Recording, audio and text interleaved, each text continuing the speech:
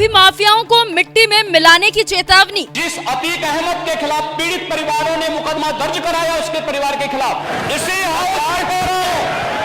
Mafia को मिट्टी में मिला देंगे। कभी सत्ता ठोकर मारने के लिए भरी हुंकार। मैं यहाँ नौकरी करने नहीं आया हूं, कतई नहीं। मैं यहाँ पे इस बात के लिए आया हूं कि अगर वो करेगा तो भुगतेगा भी फिर, और इसीलिए मैं यहाँ पे आया हूं कि हम लोग उससे लड़ेंगे। ये लड़ाई हमारी सामान्य लड़ाई नहीं है, ये प्रतिष्ठा की लड़ाई भी नहीं है। मुझे प्रतिष्ठा प्राप्त करनी होती है तो मुझसे से ज्यादा प्रतिष्ठा अपने मठ में मिल जाती है। कभी गाय के लिए उठाई आवाज। क्या आप गौकसी को छूट देंगे क्या? अरे इन बेशरम लोगों को देखो ना, भारत की आस्था के साथ कैसे खिलवाड़ कर रहे हैं। कह रहे हैं उनको खुली छूट देंगे। अरे कैसे हो सकता है? जिस गाय को हम माता मानते हैं, जिसको हमारा शास्त्र कहता है कि गाओ विश्वस्य मातरम्, उस गौ माता को एक काटने के लिए देंगे कसाईयों को। क्या हिंदुस्तान इसको स्वीकार कर पाएगा क्या?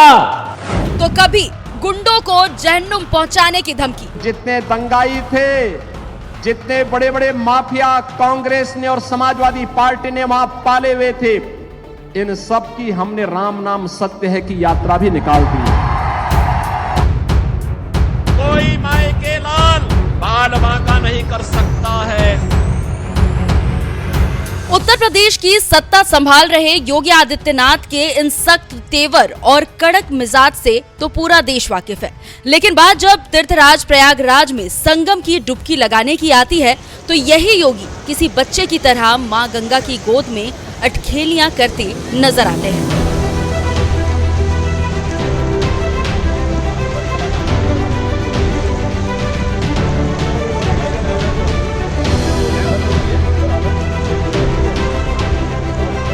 जैसे कोई बच्चा अपने दोस्तों के साथ नदियों में उतरते ही एक दूसरे पर पानी की बौछार करने लगता है।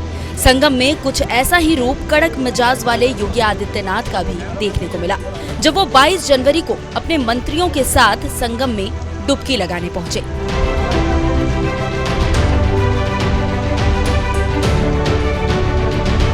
कहते हैं एक बच्चा कितना ही बड़ा क्यों ना हो जाए, माँ के सामने वो बच्चा ही होता है। और योगी आदित्यनाथ तो ठहरे योगी जिन्होंने बचपन में ही अपना घर परिवार छोड़ दिया और साधु सन्यासी बन गए। फिर तो उनके लिए माँ बाप परिवार से कोई रिश्ता ही मायने नहीं रखता। लेकिन गंगा में डुबकी लगाने पहुंचे तो योगी किसी बच्चे की तरह पानी के साथ खेलने लगे, क्योंकि गंगा तो सबके लिए माँ होती है। वो फिर चाहे देश के सबसे बड़े राज्य उत्तर प्रदेश के मुख्यमंत्री योगी आदित्यनाथ ही क्यों ना हो।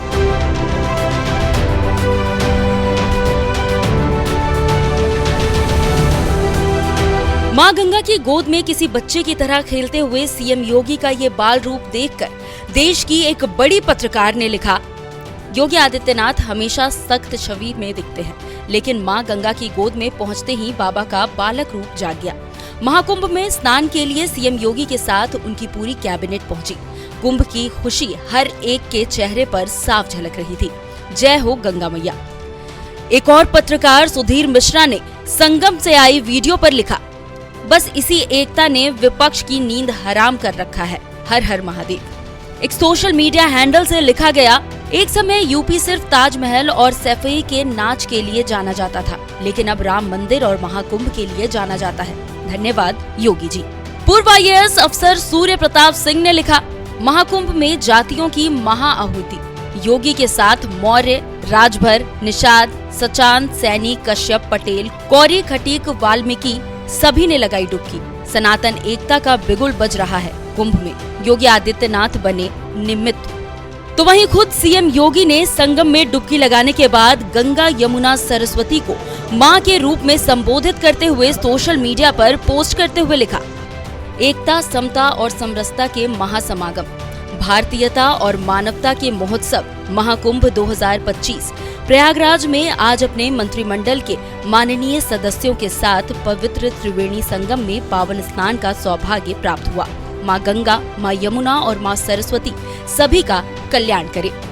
लोकसभा चुनाव के नतीजों के बाद से ही विपक्ष जहां सीएम योगी और केशव प्रसाद मौर्य के बीच झगड़े के मुकाबले में लगा रहा और इधर संगम में सीएम योगी के साथ केशव मौर्य, ब्रजेश पाठक समेत पूरी कैबिनेट एक साथ डुबकी लगाती रही। ना कोई जाति का बंधन, ना कोई भेदभाव, सब एक साथ संगम में डुबकी लगाते हुए भी नजर आए और बच्चों की तरह एक साथ खेलते हुए भी दिखाई पड़े। संगम से आई इन तस्वीरों पर आपका क्या कहना है? अपनी राय हमें कमेंट कर जरूर बताएं। साथ ही संगम में स्नान से पहले सीएम योगी ने क्या कुछ कहा था, आइए आपको सुनाते हैं। का लाभ आने वाले श्रद्धालुओं को प्राप्त होगा। महाकुंभ में आए हुए सभी पूज्य संतों और सभी श्रद्धालुओं के साथ ही लोकतंत्र के सजग प्रहरी के रूप में आप सभी मीडिया से जुड़े हुए प्रतिनिधियों का पूरे मंत्री परिषद की ओर से हृदय से स्वागत करता हूं। महाकुंभ में पहली बार उत्तर प्रदेश का संपूर्ण मंत्री परिषद उपस्थित है। हमारे सहयोगी सभी मंत्रियों ने आज यहां पर बहुत सारे मुद्दों पर चर्चा की है। प्रदेश के विकास से जुड़े हुए जो नीतिगत निर्णय हैं उन मुद्दों पर चर्चा हुई है। इसके अलावा यहां पर अन्य महत्वपूर्ण मुद्दों के साथ साथ प्रयागराज के विकास से जुड़े हुए मुद्दों पर भी चर्चा हुई है। इस अवसर पर जिन मुद्दों पर आज यहां चर्चा हुई है उनमें खासतौर पर प्रदेश सरकार के जो महत्वपूर्ण मामले हैं उनमें से उत्तर प्रदेश की जो एरोस्पेस और डिफेंस एंड एम्प्लॉयमेंट से संबंधित जो पॉलिसी है उस पॉलिसी 2024 ये 2018 में हमने बनाई थी, उसी पॉलिसी के 5 साल पूरे हो चुके हैं। अब उसको नए सिरे से बनाने की व्यवस्था की गई है। तो इस पॉलिसी को यहाँ पर अब हम लोगों ने बड़े निवेश को आमंत्रित करने के लिए उसमें नए इंसेंटिव की घोषणा की है। आज इस पे चर्चा हुई है।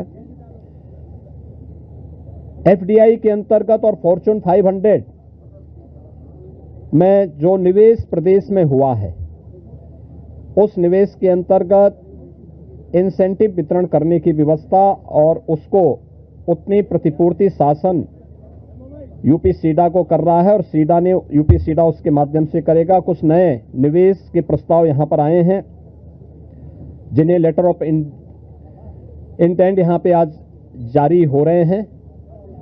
इनमें एक मिर्जापुर का है, 10,000 करोड़ रुपए से अधिक का निवेश का है, एक मुरादाबाद का है और अन्य 2 प्रस्ताव जिन पर आज यहां पर लेटर ऑफ इंटेंट के बारे में चर्चा हुई है। युवाओं को स्मार्टफोन और टैबलेट उपलब्ध कराने की भी स्कीम को यहाँ पे व्यवस्था दी गई है और यह युद्ध स्तर पर अगले कुछ समय के लिए सरकार ने इसके लिए धनराशि की व्यवस्था की। इसको हम उस कार्यक्रम की भी चर्चा हुई है। बलरामपुर में सरदार अटल बिहारी वाजपेयी जी की कर्म भूमि रही है। उन्हीं के नाम पर जो केजीएमयू का सैटेलाइट सेंटर था उसे मेडिकल कॉलेज के रूप में स्थापित करने और मेडिकल कॉलेज में नेक्स्ट सेशन में उसको संचालित करने का निर्णय लिया गया है। इसके अलावा पीपीपी मोड पर 3 नए जनपदों में मेडिकल कॉलेज के निर्माण की कार्रवाई जिनमें बागपत, हाथरस और कासगंज इन 3 जनपदों में नए मेडिकल कॉलेज निर्माण की सहमति पर भी आज यहां पर सरकार ने अपना वो किया है। टाटा टेक्नोलॉजीज के साथ में मिलकर के प्रदेश के अंदर 62 आईटीआई को 5 centre of innovation, invention and incubation and training centre की स्थापना के बारे में भी एक नए प्रस्ताव को जो एक प्रकार का हब एंड स्पोक मॉडल होगा और मॉडर्न एज कोर्सेज के साथ उत्तर प्रदेश के युवाओं को जोड़ने के लिए कार्यक्रम के साथ सहमति भी आज मंत्री परिषद ने यहाँ पर इस प्रस्ताव को भी दिया है। इसके अलावा प्रदेश के अंदर एक अभियोजन डायरेक्टरेट की घोषणा की भी व्यवस्था मंत्री परिषद ने उसको अपनी सहमति दी है और प्रयागराज, वाराणसी और आगरा ये जो म्यूनिसिपल कॉरपोरेशन है हमारे, इन 3 महत्वपूर्ण म्युनिसिपल कॉरपोरेशन में तीनों के बॉन्ड जारी होंगे।